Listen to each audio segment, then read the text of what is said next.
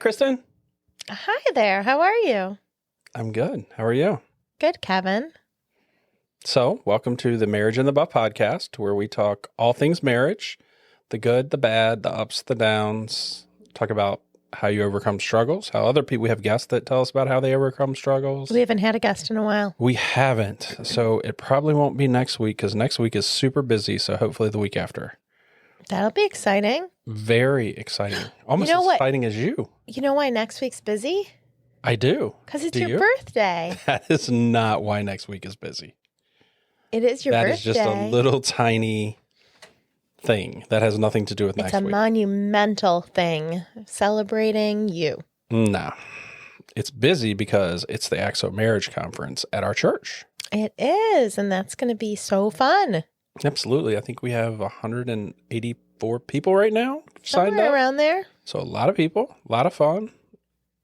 It's going to be good. Yep. And there's still time if anyone is local and in Western New York and wants to go to Life Church Buffalo. .com. Head to events and sign up. Yep. Anyway, so you're still in your sexy boot. Although not right now. Right now I'm taking a break because I've been in it all day. When you're in it all day, it just sticks your foot in one so you direction. got like naked And ankle. I really feel like Like Harry Styles, One I Direction. need to stretch it. Watermelon sugar. No, but I am, I don't know why I think you're funny. I am recovering though. Thank God. It's been 2 weeks. I hope you're recovering. I know someone was telling me that they sprained both their ankles and they were in a boot for like months. Whoa. What? Sprained both of their ankles. Yeah. I don't know what happened. And now she's got I mean, you some might as well kind be in of a wheelchair then. Like, She was in a boot. Now she's got some kind of brace. I don't know. That I sounds don't know awful. what happened, but that wasn't me. That sounds awful.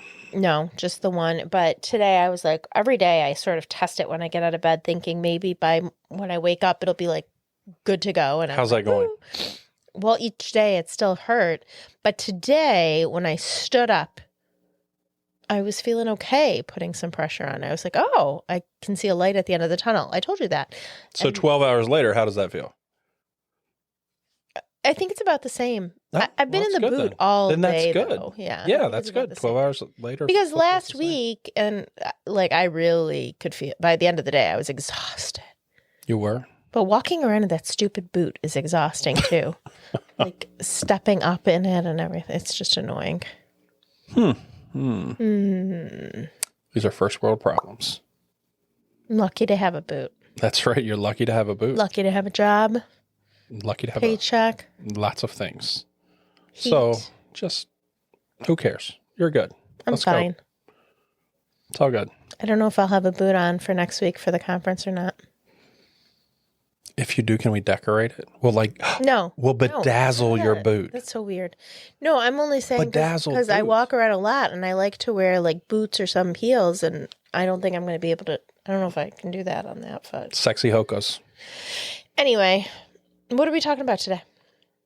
I see you brought a prop. A prop? I didn't bring a prop. I brought a book. Isn't a book a type of prop?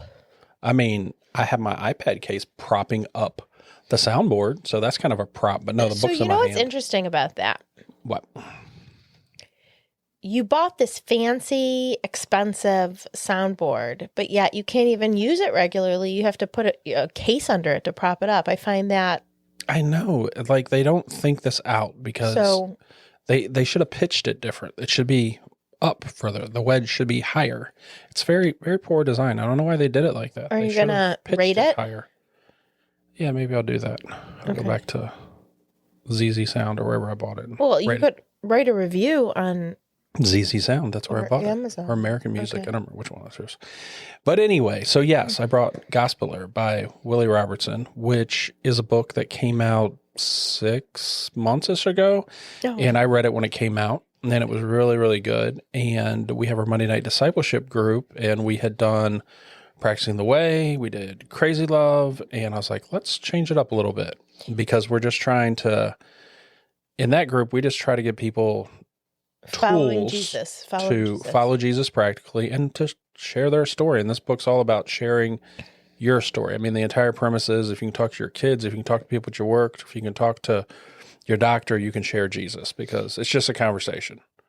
So in this book, we started on Monday in our group, and I when I was reading it, we were doing it together. There was something that stood out to me that I think I missed the first time when I read it. And it's going through and it tells their story and everything. And there's a section on chapter 10 called Wrecks and Restoration. And he talks about this truck he had that was all custom and painted up and everything. And his son, John Luke, from Duck Dynasty, wrecked his truck. So wait, go back. Do you want to tell about who wrote the book and what I it's said about? Willie Robertson. Yeah, of Duck Dynasty. fame. He was Duck the, Commander, Yeah. Buck Commander. and they have a podcast. They do. And The they follow Unashamed. Jesus. Yeah, Phil, Jace, and Al have the Unashamed podcast. Willie's on there sometimes. A lot of different people. It's good. It's So- a good podcast. Yeah, it really is. It's one of the best podcasts out there. But, you know, and then Sadie, his daughter, has her podcast and like she speaks What's all hers over the called? place. Sadie, I don't remember. Thanks. I really don't remember. Did you say thanks or thanks? Like Sadie thanks? No, thanks for. I don't remember. Yeah, I had it on the tip of my tongue because I was just watching it. Yeah, but hers, you know, she talks everything, and she really talks from because she's mid-20s. I think she's like 24, 25, and she's married, and they have a bunch of little kids. She's having another one and I think everything, they but they have two at talk home, to right?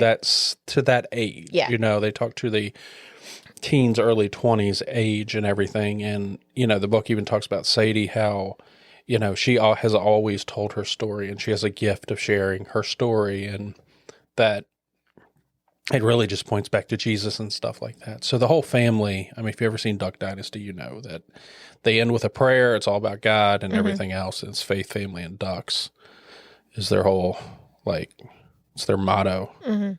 But anyway, Willie had this truck, and John Luke, his son, wrecked the truck, and they totaled the truck.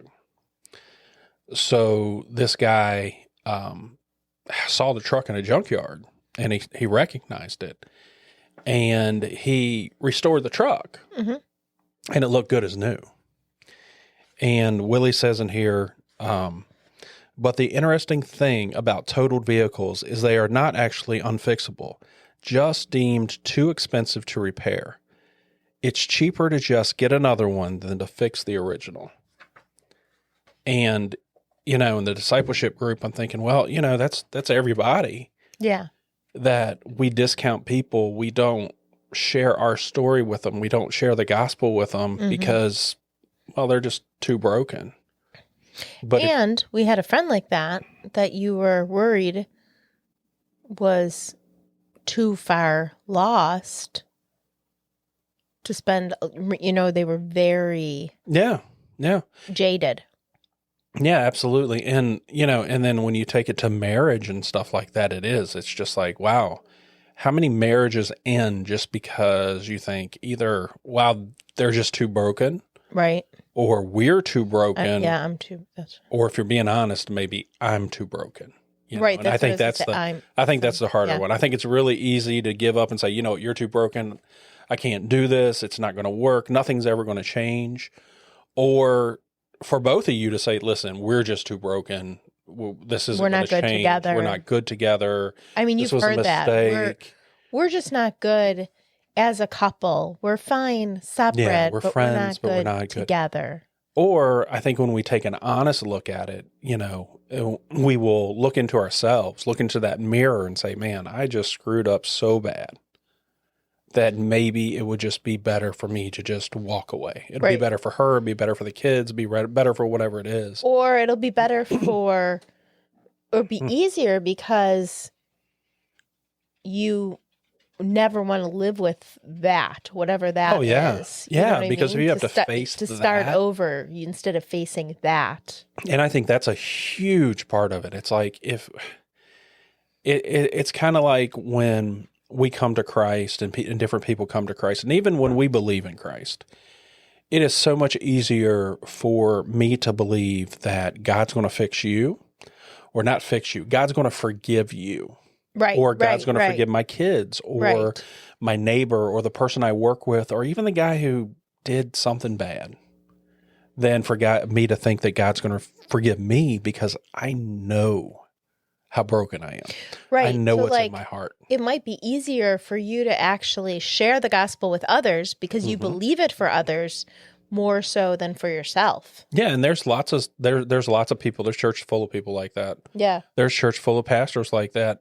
Perry Noble has talked about it multiple times that he had no problem believing that God could fix people and everything else. Yeah. The problem lied in him believing that God could fix him.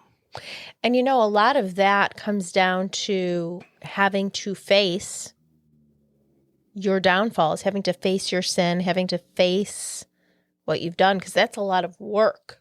Yeah. And it's easier to go through life, or as to your quote, to let it go and start over than to face your demons. Yeah. And it really, really is. And I think in a lot of situations like that, we go into it and we're like, you know what? You've hurt me too much. What you've done, we can't get past. And then when we look, it's like, you know what? I'm just as bad as you. So it's easier to cut those losses than to bring our stuff out in the light too. It's easy to point a finger at you. Right. But it's really uncomfortable when we have to come to our spouse and say, you know what? I suck. I screwed up. You may have done this, but I did this.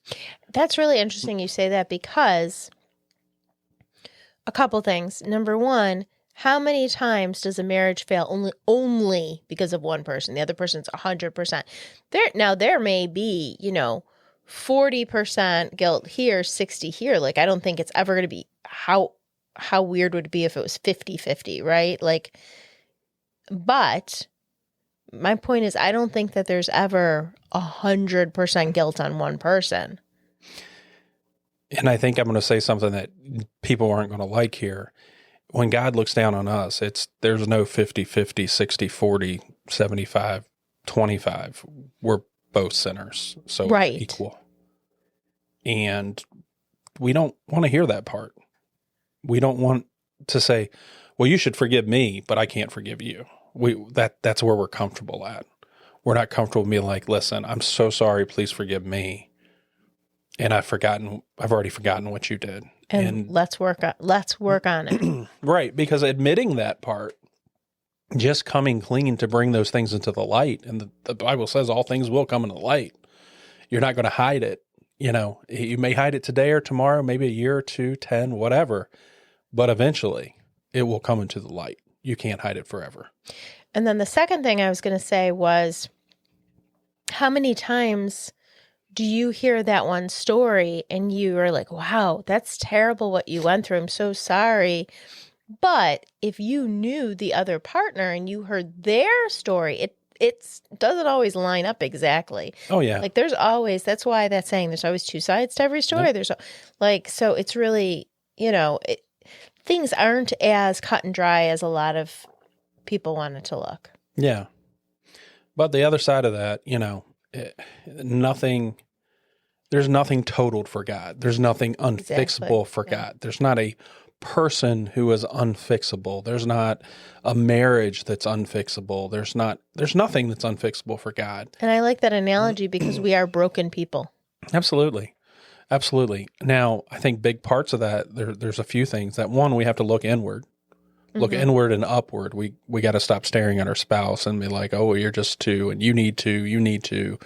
Because when we're just sitting there saying, oh, you, nothing's going to change. But that's human nature, because you're seeing it from your viewpoint, and you have to get outside yourself, stop the noise, and look at it from other people's viewpoint, the other person's viewpoint. Yeah.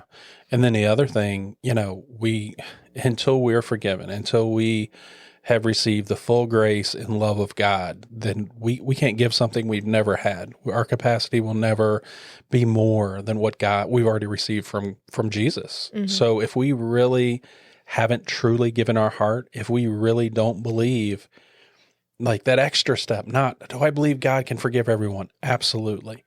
If we have not come to terms with God forgiving our sin personally, we will never be able to forgive the person closest to us on earth, because that's just way too close.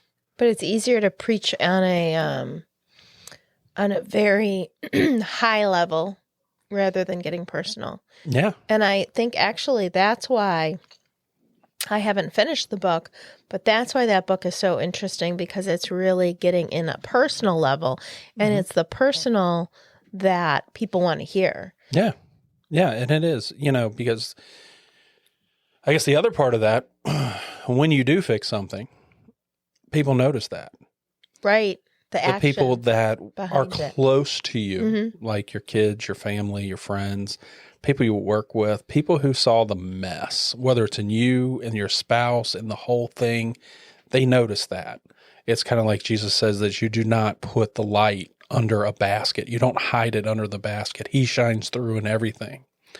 The other thing, going beyond that, there are people that will be in your path that need to hear that and need to see that you have walked down whatever road it is. You have walked through whatever storm it is, whatever trial it is. And more importantly, overcame that. Exactly.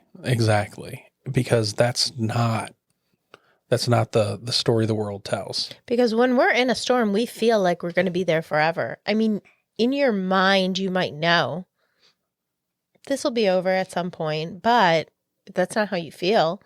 Like, I remember when our oldest was a baby and she cried all the time, like nonstop. It was terrible. You couldn't put her down for a second without her screaming. And I don't mean just like baby crying. I mean, like, someone would think you're murdering and torturing someone. And I remember thinking, like, this is just forever. Like, we're in this forever. And thinking, like, is there even life outside this? Because you're in it and you're like, you don't see life outside it. So, like, the best parenting advice I ever got was just hold tight to this will actually pass. This actually will end. And when you actually stop at like 3 a.m. when you're at your wit's end and feel that, you're like, wow, that's real.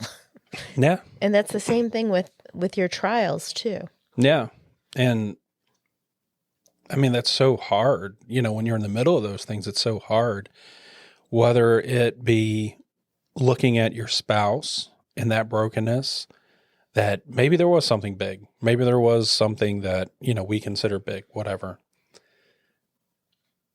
When that happens, unfortunately, that also brings out the worst in us, where a lot of times there's so much hurt and pain, and we want to run from that. And the things we do to numb that pain or run from that pain normally are not healthy either. Yeah. So in some cases, we end up doing things equally wrong or worse than what they did as a coping mechanism or retaliation to get back at them for revenge or something, or just because, man, it hurts so much, I don't know what else to do. Yeah, that's a good point, because if you do have a large devastation, then you, the person who was wronged, actually have to face something, and you're forced into facing it at that moment, and you might not want to, and you might not be ready for it. Whereas the person who wrongs you, they've already faced whatever it is, right? Like, they've already come to terms with it. They already know. But you are not ready. You're like, I've been going through life. It's been fine. Why am I thrown into this? Like, sort of that whole, like, almost grieving process. Why me? The anger, like, you sort of go through grieving that life was okay. Yeah. And then I think we rationalize that, well, this isn't fair. And that's hard, because I think twofold. One, in our world today, we have gone so far from right and wrong. Yeah. The line is so blurry. There can't be fair and unfair. If there is no defined right and wrong, how can one thing be right? How can one thing be fair and the other be unfair? Because we're blurring that line. It's not real. It's not solid. Yeah. I mean, according to the world, you make up your own rules. Yeah. You make up your own fair and unfair. So basically anything that someone else does can't be fair or unfair because they would have their own Yeah. Yeah, because what hypothetical would be scale. fair to me would probably be unfair to you, or what's Right. vice versa. So that's impossible. And I know that's something that I have as a father had many conversations with our girls about. Like something will happen and they're like, "Oh, that's not fair." Yeah. Well, when they're You're young, right. that's like their favorite phrase, isn't it? Like, that's not fair. And I think it's a hard one to outgrow. That, we want a sense of right and wrong. We want a sense of fair and unfair, but we also want to fit it into the box of our mind and our rules. Mm-hmm. We don't want to give it to God. Like, oh, is this fair? Is this right? Is this wrong? We don't, and I think the best of us have a problem living to that. I don't think it's I think obviously there's a Christian, I'm going to say a Christian, a follower of Jesus versus a world view of that. But I still think even as a follower of Jesus, there are still things that we struggle with and think, God, that's just not fair. Yeah. And I think that happens to everyone. And I remember we were doing, I think it was Practicing the Way. And we had a guy in that group who'd been a preacher for 40 years and he was retired. And we were talking about sin and stuff like that and how you work through things. And you get to a point where, when you first become a believer, it's hard. You struggle with different things. There's kind of like those outwardly things that are just obvious. Yeah. But the longer you follow Jesus, you go through a process where you're refined and you're changed. So and God's going to start working on the deeper. Yeah. So those sins, they're like, okay, well, they're not here. They're not here. They're not here. Over time and maturity, they're not here. They're not here. But we all have a sin nature. And there's still those things that God's working in. So I think it doesn't matter if you're a brand new believer, if you've been a believer for 50 years. It doesn't matter if you were an alcoholic on the street and you just came to Jesus, or if you've been a pastor for 50 years. There's still that stuff in your heart that God is still working through with you. Absolutely.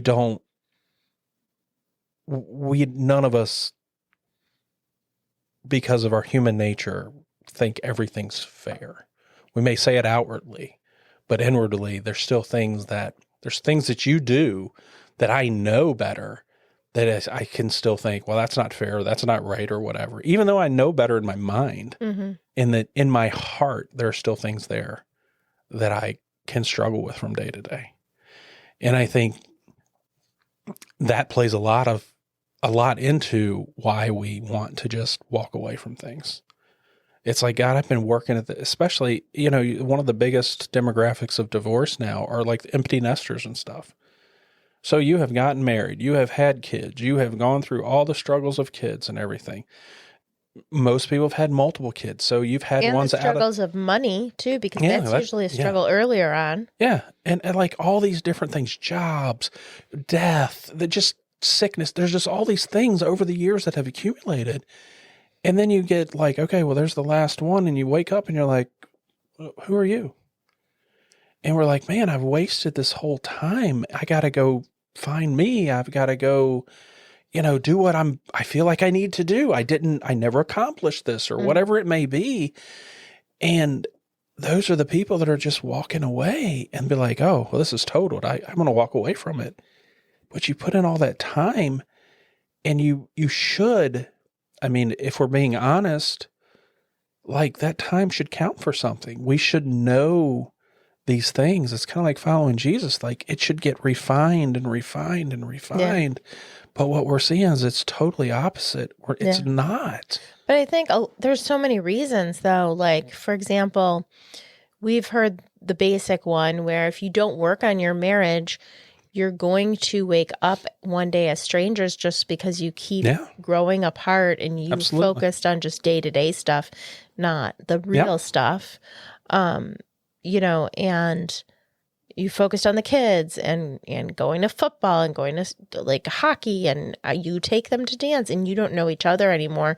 So when you wake up, you're so far apart that it's like, I don't really want to be here with you. Yeah. But then there's also, you mentioned the whole like, oh, I need to find myself, or I have regret. Yeah. I mean, people who have just ignored themselves in their relationship for so many years are then like waking up, seeing you're almost at the end or the last quarter, the last half or whatever it is of your life. And you're like scared. You're almost in a panic of like, I need to do these things. I need to do these things. And it's like panic sets in for some people. But if the two of you don't go through life communicating about that or talking about that, and then we've talked about caring about each other over ourselves. Yeah. If we care about each other over ourselves, we're going to know what the other person's goals are. We're going to know what they want to do and succeed. And it might not be our goals, but we're going to want them to succeed too. And we're going to come together to make sure we're both accommodated, or we're going to get to that point. And, you know, like if I enjoy painting my nails, you're going to want me to be happy. Am I? It smells. But anyway. But the point is, if you feel unfulfilled all those years, and I was just using that as a point to put my nail polish in there. But no, if you feel unfulfilled all those years, you're going to get to a point where you have panic and you're like, I'm going to die unfulfilled. So I think like it all boils down to working on your marriage while you're in it. Yeah. And then when you get to that point, you might think, I had nothing all those years. We were together, but it didn't count for anything. Because I know you said that should count for something. And it should. But if it was empty, they might not feel that way. And then the third thing is they have to face who they are now. Yeah. And that might be scary. So you might just walk away because you both have done things that are wrong. Yeah. And if you're going to start working on your relationship, you have to face your own downfalls. Yeah, and I think that's hard.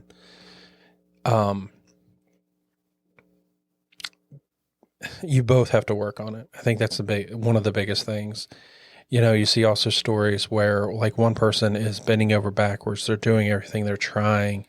And there are those stories that you see that are like, oh, and you know, she put aside everything and she tried everything. And as in Marriage on the Rock, or I think her 4 Laws of Love, one of the books we read, EXO books, was talking about this person came in for counseling, and husband and wife, and the husband didn't want to be there. He had a girlfriend who was somewhere else, and he would come home, take a shower and everything, and leave and go to his girlfriend's house and then come home to sleep, and the next day do the same thing. And the wife decided, you know, I'm going to love him no matter what. So she would have his favorite food ready, and she would just love on him and be nice to him every time. And he's like, why are you doing this? You know, I'm done. Why are you doing this? And she kept doing it. And eventually it changed. He came back and they live happily ever after. But that's the rarity. Happily ever. Well, yeah, but I mean, that's the rarity. You know, most times there can be a person like busting their butt trying. Yeah. You know, just giving up everything, giving of themselves completely. And in the end, it's just hurt and broken because the other person's just taking advantage of them. And that's one of those, you know, if you want to ask a why question, that's a good one. Why? I've done everything. I've done everything. I don't understand. You know, this wasn't supposed to be this way and everything. But according to you, according to your own mindset, like God can transform anything. Yeah. And I do feel that the suffering that we're doing on this earth is just like in that situation is just so pale in comparison to the rewards we'll get in heaven. You know, people have suffered for years and years over many things, and Jesus told us it will not be easy. Yeah. Marriage will not be easy. I mean, part of it, like when we got married, you were not a believer at all. And I had grown up in the church, but clearly had fallen away. I didn't have a personal relationship. But for many, many years where I felt I was suffering, I almost blamed myself and said, well, I said I do, I have to stay. And I'm not saying that that's the right thing to do, because that obviously takes you down a whole nother road. Mm-hmm. But there's got to be, it's not just so easily to, it shouldn't be so easy to just give up and walk away. Yeah, and I agree. That's not the answer. But I think the other thing is, like, we need to both, when we go into marriage, we need that, we do the Simbas thing. What's the, is it absolute?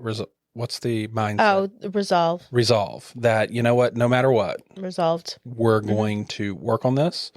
Marriage is for life. We're marrying for life. Mm-hmm. Divorce is not an option. That's where we all need to be. Yeah. And the easiest place to do that is before you get married. Yes. So I think you struggle because you are in this almost fairy tale world of wanting to please the person you're with and wanting to get to that point for whatever reason, whether it's for love, for acceptance, just because, oh, I'm getting old and everyone else is getting married, whatever the reason is, that it's hard at that point to stop and question if this is right.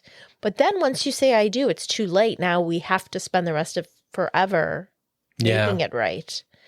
And obviously there's the caveats of a spouse that is just active completely abuse, not walking, active addiction, I would never say stay active for that. adultery. I mean, any of those things are quick. Listen, you need to just pause, get some space in there, get help. They need to get help. Doesn't matter if they say, I can feel that, but oh, I won't, there's been too many I won'ts. Just get the help you need, put the space in there and let God give it to God then. Give it to God. Don't stop praying for your spouse. Right. Don't walk away from them. Don't abandon them. But make sure they understand physically walk away. Yeah, physically walk away. But make sure that they understand that, listen, we need this space between us. You need to get help and help them find that help. And you know what? There are people that you're not going to help. Right. They're not at that time. They're not going to want that help. Don't put yourself, your kids in a situation that can end badly with that. I mean, if there's any of those three things, but you got to, but the vast that doesn't majority. mean you give up on them. That doesn't mean, oh, okay, well, they did this and you know what, I'm done, run to get a divorce right then. And then 3 months, 6 months, whatever state you're in, whatever. Look, I'm getting married in 6 months. Well, no, no, that's not what we're saying either. That's not the answer, because you're going to end up in a vicious cycle there. That more than likely. So, but get that space, but you know what? Get either closure or see if God will transform that situation. Yeah. Hey, give it to God. Seriously, give it to God. Give that person to God. Because if you are praying and you are talking to God daily, it's going to be a very different situation than if you're trying to decide what you should do. Yeah. Yeah. And there's no right answer for everyone. There's really not. Because the situations are different and people are different. Yeah. But if you're in any kind of danger, if your kids, if anything, you need to stop, get the space, and then figure it out from there.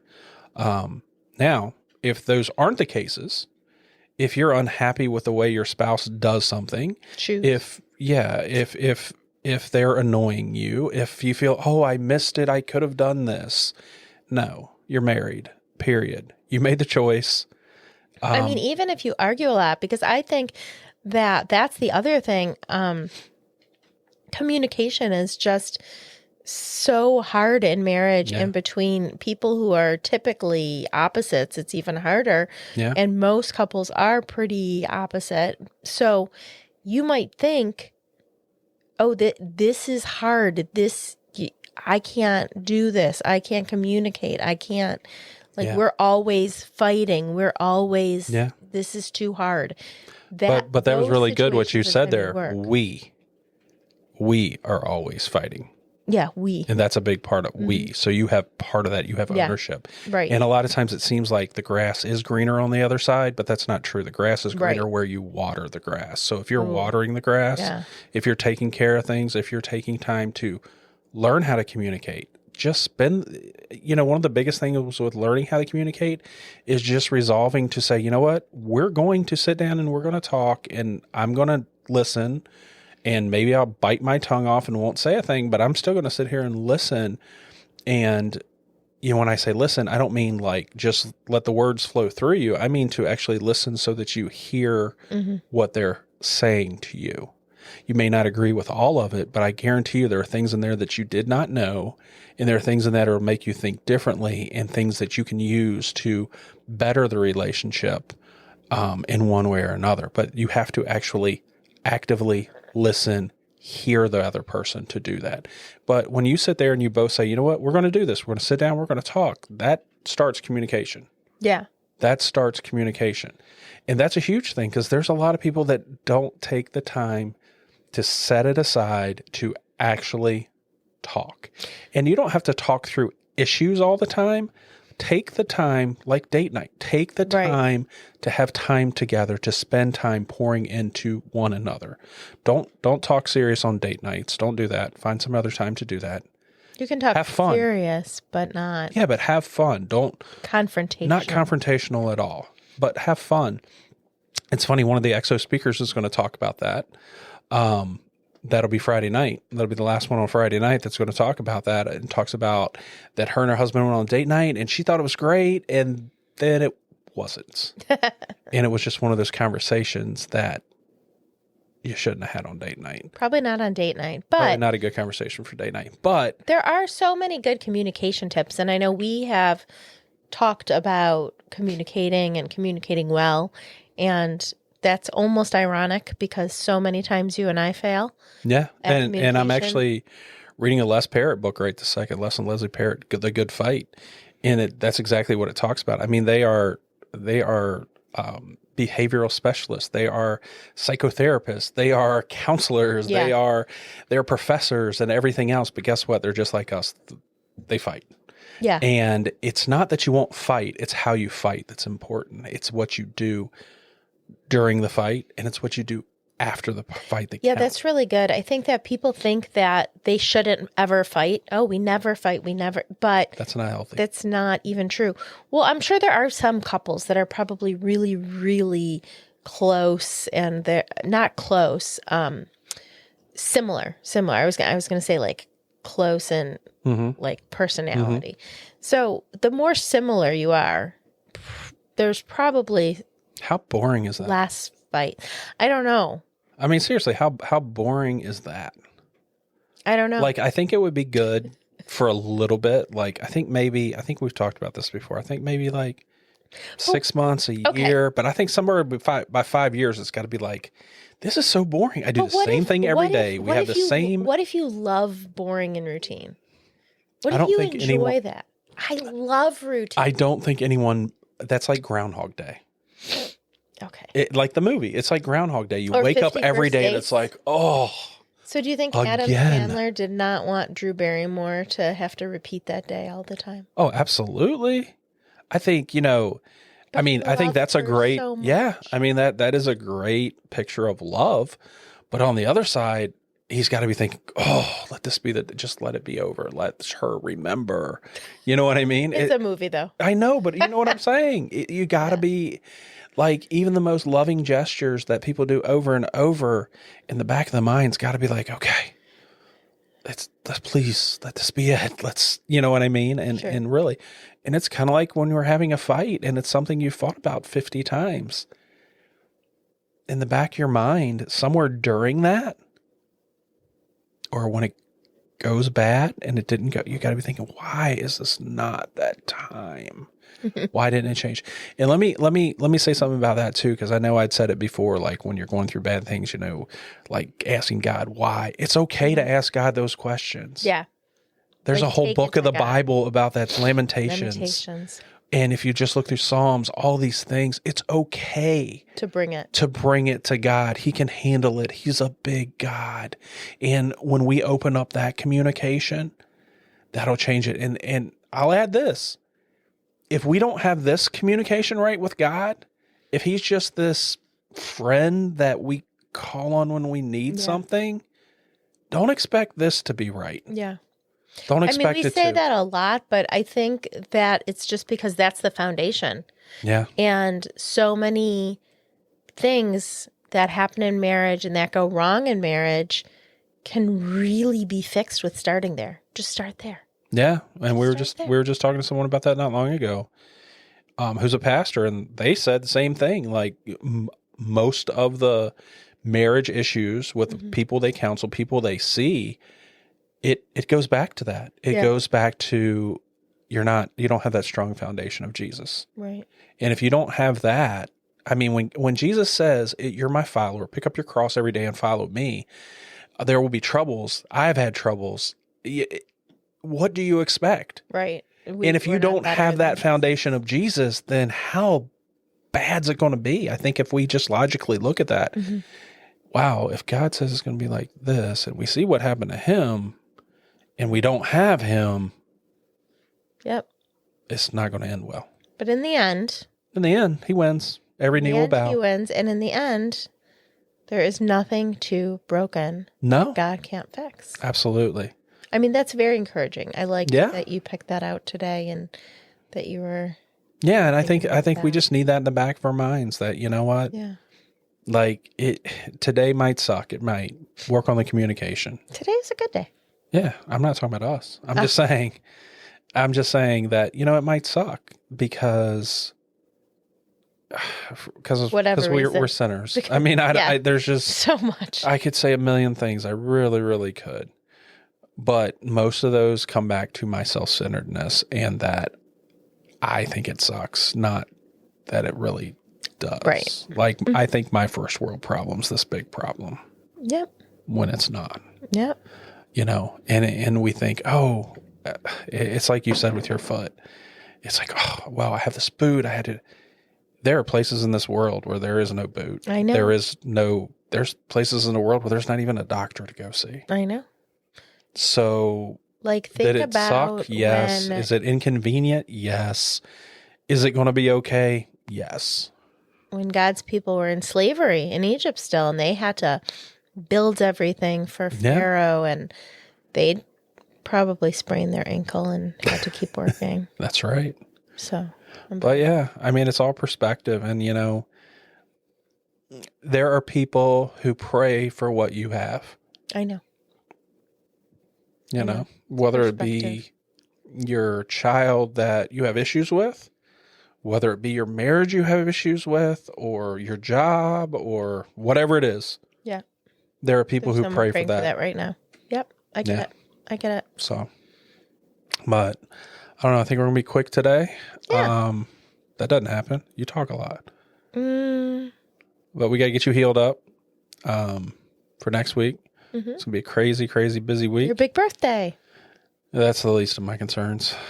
It's going to be a crazy week, but it's all going to be worth it. I did get an early birthday present from my wonderful wife. You did. She is so awesome. She knew exactly what I wanted. Is it because you ordered it for yourself? It might have been. It may have been. Do you You're find that unromantic? As a wise man once said, you're probably right. Do you find that unromantic? Oh, I don't think. Let's see, 25. In 25 years, well, this will actually be the 26th birthday that I've shared with you. I can't think of you ever giving me a romantic birthday gift. Oh, So good. So we just I don't it's a I don't win equate my birthday with romantic. So with romance. no, I mean I just don't. No, Okay. I don't. I'm trying to think. My birthday. I don't ever remember anything romantic, but I think the gift is something that will help bring us together and give us something else to do and things like that too. I mean, I think we tried it out today, so that was good. Yeah, that was actually a lot of fun. So I think that's good, and hopefully this stupid weather changes. Like we had one day. Do you want to tell anyone what 50 you got degrees. so that people aren't left in? I got a Ferrari. No, you didn't get a Ferrari. That's right. I wouldn't want a Ferrari. I got a new pair of binoculars because I'm getting old. And you want to spy on people? No. I could care less. Trust me. Yes. No. So this whole getting old thing, and like it is. I'm telling you, I'm getting old. I really, really am. But we enjoy walks. We do. enjoy the outdoors. We do. So we enjoy that. But I decided, and I think it's been like this year, there's like the way we've been kind of trending and doing things, like we resolved to stay home more. Like we have busy weeks. We really, really do. Some weeks are super busy and like we're only home 2-3 nights by ourselves. And that's with the kids too, but by ourselves. We're running the other nights here, there, and everywhere. Some nights we don't get home till 10, 11 o'clock. I know, and then 7 a.m., you're starting it all over again. So we have decided, you know what? We're not going to do that as much. So slow down a little bit. Some of the stuff we do, like some premarital, some meetings with people and stuff, we do at the house or we do it virtually. So we don't really slow down. We just change. So, yeah, we changed it, but we gained so much time by doing that. Don't you feel like that was actually, I mean, we haven't reflected on a whole year of that. No. Just like a month or so, but I mean, I can't. Don't you feel I think like we've had more that's people in been our house in the last month than we have in. But don't you? I won't say think last year a because we good have some big stuff every once in a while at the house too. intentional positive change. It is, because I didn't think it would be this impactful. It was more of a, oh, I wish we could do this, and that's really what like our retreat weekend. That's the one thing we really pulled out of that. Yeah, that's what we got out of this year, so which is good. Yeah. But with that, also, it's like, all right, I want to slow things down. I want to appreciate things more. Yeah. Appreciate things more. So that means more fishing. Yes. Which is something I always do. And I like but more to do. fishing. And yeah, you enjoy doing that. More walks or hiking or whatever. You're not much of a hiker. More walks. But I do like in the woods. We can walk in the woods as long as there's not all these bugs. I mean, I do like the trails that you don't like. Like when we go to Allegheny, you don't want to do the trails, and I do. Yeah. And when we go to, we did the Adirondacks last year. So more of that kind of stuff. Yeah. Maybe some more camping, but also bird watching. Yes, and we saw some really cool birds today. We did. We saw some that are just kind of like here for the winter, and we're going to be out of here soon. Some. They call them lifers, the ones you might see only once in a lifetime. But so yeah, we got. I thought that was just like a list that you made for your life.